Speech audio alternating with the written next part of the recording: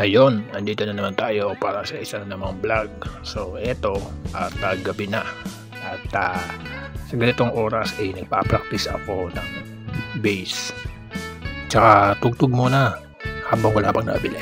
So yun, nagpa-practice ako ng isa sa kanta ni Mion. So katatapos ko lamang master yung isa sa kanyang kanta na Te Amo. So ngayon naman ang aking namang pinapractice ay ang kanyang kantang Rose. So grabe, ang gaganda talaga ng mga kanta ni Mion, lalo na yung Te Amo. So yun, the best talaga si Mion. Ayun, tumatahol lang aking anak na si Waka at si gutom na kasi alam niya pag alas 8 na tumatahol talaga yan. Ayun, so tumawag ang aking pinsan at siya ay bibili.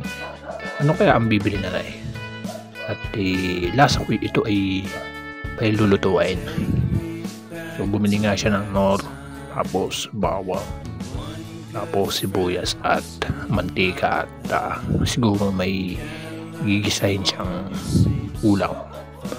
At siguro ay adobo, pero hindi naman siguro adobo, baka gulay o ano. Pero bahala na. Ewan, basta kung ano man ang niluluto niya ay masarap. Sa mga di nakakaalam ay ang pinsan ko ay napakagaling talagang magluto. At yung mga luto niya ay sobrang sarap. Manang-mana siya sa aking tito. So ang aking tito kasi ay sobrang sarap magluto. Yung mga tita ko, yun. Tsaka ang aking ina, lola ko, yun. Talagang the best sila magluto. Napakasarap. Yun. So yan, ipipress ko muna saglit ang tindahan. Yun, ang daming tinda din eh. Kung gusto niyo bumili lakad na lang kayo din at bumili kayo. Yun lang. At ayun, at tinawag ko ang aking pinsang napakapogi. Abay, biglang umalis at nakita yung kinukuha na siya ng camera. Gwapo wala ka magagawa. Ayan, ipiplex ko lang saglit ang aking mga display. So may bagong miyembro na naman ang aking mga display. Yan, yung pepero na box. So actually bumili ako niyan kahapon, pero tinanggal ko yung laman. Ibinigay ko sa pamangkin, kaya ang plano ko lang yung box nila. Ayun, kita na naman si Waka at successful ang mission niya.